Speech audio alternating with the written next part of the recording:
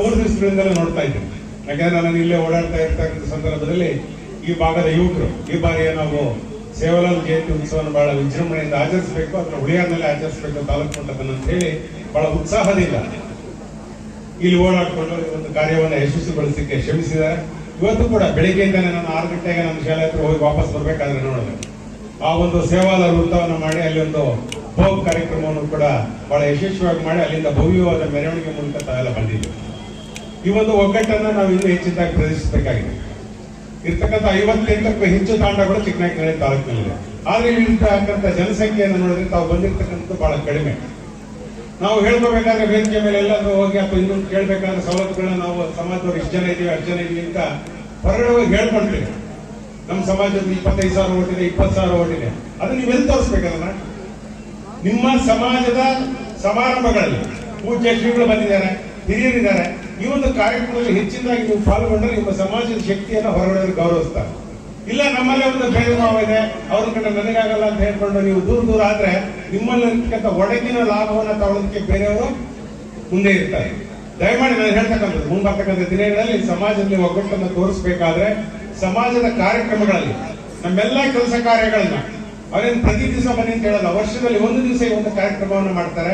ಆ ಕಾರ್ಯಕ್ರಮದಲ್ಲಿ ನೀವು ಒಗ್ಗಟ್ಟನ್ನ ಪ್ರದರ್ಶನ ಮಾಡಿದ್ರೆ ಹೌದಪ್ಪ ಈ ಸಮಾಜದಲ್ಲಿ ಒಗ್ಗಟ್ಟಿದೆ, ನಾವು ಈ ಸಮಾಜದವರನ್ನ ಗೌರವಿಸ್ತಾ ಇದ್ರೆ ನಿಮಗೂ ಕೂಡ ನಮಗೆ ಕಷ್ಟ ಆಗುತ್ತೆ ಅಂತ ಹೇಳಿ ಯಾರಾದ್ರೂ ಕೂಡ ನಿಮ್ಮ ಮನೆ ಬಾಗಿಲಿಗೆ ಬರ್ತಾರೆ.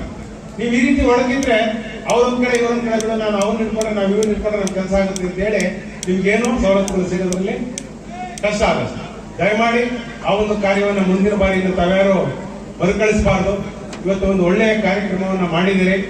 ಅದೇ ರೀತಿಯಾಗಿ ಕೆಲವು ಬೇಡಿಕೆಗಳನ್ನು ಹೇಳಿದಿರಿ. ಸನ್ಮಾನ್ಯ ಜಯಚಂದ್ರ ಸಾಹೇಬರು ಹೋಗೋದಕ್ಕೆ ಮುಂಚೆ ನನ್ನ ಹತ್ರ ಹೇಳಿದ್ರು, ಕಿರಣ್ ಕುಮಾರ್ ನೀವು ಹೇಳ್ಬಿಡಿ, ಅದು ಸಮುದಾಯ ಭವನಕ್ಕೆ ಹುಳಿಯಾರ್ ಭಾಗದಲ್ಲೇ ನಾವು ಒಂದು ಜಾಗವನ್ನು ಗುರುತಿಸೋಣ.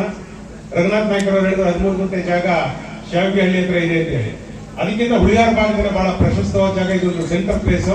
ಈ ಭಾಗದಲ್ಲೇ ನೋಡಿ 1 ಕೋಟಿಗೆ ಹೆಚ್ಚಿನ ಅನುದಾನವನ್ನು ನಾವು ತಂದು ಕೊಡೋಣ, ನೀವು ಜವಾಬ್ದಾರಿ ತಗೊಂಡು ಹೇಳಿ ಅಂತ ನನಗೆ ಹೋಗ್ಬೇಕಾದ್ರೆ ಕಿವಿ ಮಾತನ್ನು ಹೇಳೋದು. ಅಂದ್ರೆ ಒಂದು ಸಮುದಾಯ ಭವನ ಇಲ್ಲಿ ಆಗ್ಬೇಕಾದಂತ ಅವಶ್ಯಕತೆ ಬಹಳಷ್ಟಿದೆ. ಬೇರೆ ಎಲ್ಲಾ ತಾಲೂಕುಗಳನ್ನು ನಾವು ನೋಡ್ತೇವೆ, ಶಿರಾ ತಾಲೂಕಿನಲ್ಲಿದೆ, ಬೇರೆ ಯಾವುದೇ ತಾಲೂಕಿನಲ್ಲಿ ನಾವು ನೋಡಿದ್ರೆ ಚಿತ್ರದುರ್ಗ ಭಾಗದಲ್ಲಿ ಸೇವಾಲಾಲ್ ಸಮುದಾಯ ಭವನಗಳು ತಾಂಡಗಳಲ್ಲಿ ಇರ್ತಕ್ಕಂಥ ಜನಕ್ಕೆ ಅನುಕೂಲ ಆಗೋ ನಿಟ್ಟಿನಲ್ಲಿ ಮಾಡಿರ್ತಕ್ಕಂಥದನ್ನ ಇಲ್ಲಿ ಚಿಕ್ಕನಾಯಕನಹಳ್ಳಿಯಲ್ಲಿ ಇನ್ನೂ ಆಗಿಲ್ಲ. ಅದು ಈ ಬಾರಿ ಜಯಚಂದ್ರ ಅವರು ಈಗಾಗಲೇ ಆಶ್ವಾಸನೆ ಕೊಟ್ಟಿದ್ದಾರೆ, ನಾನು ಹಣವನ್ನು ಒದಗಿಸ್ತೀನಿ ಮರ್ಯಾದಕ್ಕೆ, ನೀನು ಅದನ್ನ ಮಾತಾಡ್ಬೇಕಾದ್ರೆ ಹೇಳು ಅಂತ ಹೇಳಿ. ಅದಕ್ಕೆ ಜಮೀನನ್ನು ಹುಡುಕ್ತಕ್ಕಂಥ ಒಂದು ಕೆಲಸ ಆಗಬೇಕು. ಹುಳಿಯಾರ ಭಾಗದಲ್ಲಿ ಯಾವುದೇ ಸರ್ಕಾರಿ ಜಾಗ ಇಲ್ಲ, ಅದನ್ನ ಗುರ್ಸೋದಕ್ಕೆ ನೀವಾಗ್ಲೇ ಅದನ್ನ ಈಗ ಶೇಷನಾಯ್ಕರ ಹತ್ರ ಮಾತಾಡ್ತಾ ಹೇಳಿದ್ವಿ, ಅದನ್ನೊಂದು ಜಾಗ ಉಳಿಸ್ತಕ್ಕಂಥ ಕೆಲಸವನ್ನ ಮಾಡೋಣ. ಇಲ್ಲಿರ್ತಕ್ಕಂಥ ರಘುನಾಥ್ ನಾಯ್ಕ ಅವರಿಗೆ ಬಹಳ ಚೆನ್ನಾಗಿ ಗೊತ್ತಿದೆ, ಜಿಲ್ಲಾ ಪಂಚಾಯತ್ ಅಧ್ಯಕ್ಷರಾಗಿದ್ದಂದ್ರು ಆ ಜಾಗದ ಒಂದು ವೃತ್ತನ್ನು ಮಾಡ್ಕೊಂಡ್ರೆ ನಿಜಕ್ಕೂ ಕೂಡ ಇನ್ನೊಂದು ವರ್ಷದಲ್ಲಿ, ಈ ವರ್ಷ ಇನ್ನೇನಾಗಲೇ ಬಜೆಟ್ ಮುಗಿದಿದೆ, ಮುಂಬರ್ತಕ್ಕಂಥ ದಿನಗಳಲ್ಲಿ ನಾವು ಇದನ್ನ ಮಾಡೋಣ ಅಂತ ಹೇಳ್ತಾ, ನನಗೆ ಸರ್ದಾರ್ ಸೇವಾಲಾಲ್ ಶ್ರೀಗಳು ಕಳೆದ ಬಾರಿ ನನ್ನ ಹುಟ್ಟುಹಬ್ಬಕ್ಕೆ ಬಂದು ಇಲ್ಲಿ ಆಶೀರ್ವದಿಸಿದ್ರು. ಬಂದು ಅವರ ಒಂದು ಸ್ಫೂರ್ತಿದಾಯಕ ಭಾಷಣಗಳು ಕೂಡ ನೀವು ವಿಭಾಗದಲ್ಲಿ ಕೇಳಿದ್ರೆ ಅನಿಸುತ್ತೆ. ಅವರು ಸಮಾಜದ ಸೇವೆಗಾಗಿ ಟೊಂಕ ಕಟ್ಟಿ ನಿಂತಿದ್ದಾರೆ. ಅವರು ಸಮಾಜ ಸೇವೆಯೇ ನನ್ನ ಗುರಿ ಅಂತ ಹೇಳಿ ಸಮಾಜದ ಬಂಧುಗಳ ಉದ್ಧಾರಕ್ಕಾಗಿ ಆ ಪೀಠದಲ್ಲಿ ಒಳ್ಳೆಯ ಮಾರ್ಗದರ್ಶನ ನೀಡ್ತಾ ಇದ್ದಾರೆ. ಅವರಿಗೆ ಶಕ್ತಿ ತುಂಬತಕ್ಕಂಥ ಕೆಲಸವನ್ನು ನೀವು ಸಮಾಜದ ಬಂಧುಗಳು ಮಾಡಬೇಕು. ಸ್ವಾಮೀಜಿಗಳು ಅಂತ ಹೇಳಿದ್ರೆ ಅವ್ರಿಗೆ ಯಾವುದೇ ವಿಧವಾದ ಸ್ವಂತ ಹಿತಾಸಕ್ತಿ ಇರೋದಿಲ್ಲ, ಸಮಾಜವನ್ನು ಮೇಲೆತ್ತಬೇಕು ಅಂತ ಒಂದೇ ಗುರಿ ಇರುತ್ತೆ.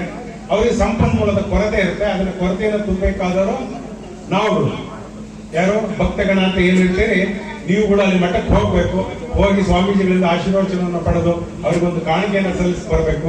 ಅಥವಾ ಅವ್ರು ಇಲ್ಲಿ ಬಂದಂತ ಸಂದರ್ಭದಲ್ಲಿ ಅವರಿಗೆ ನಾವು ಪಾತ್ಪೂಜೆಗಳನ್ನು ಮಾಡಿ ಕಾಣಿಕೆಯನ್ನ ಅರ್ಪಿಸಿದ್ರೆ ಮಠದಲ್ಲಿ ಅವರು ಕೂಡ ಹಲವಾರು ಕಾರ್ಯಕ್ರಮ ಹಮ್ಮಿಕೊಂಡಿರ್ತಾರೆ. ಅದಕ್ಕೆ ಆರ್ಥಿಕ ಚೈತನ್ಯವನ್ನು ತುಂಬತಕ್ಕಂಥ ಕೆಲಸವನ್ನ ಭಕ್ತರೇ ಮಾಡಬೇಕು.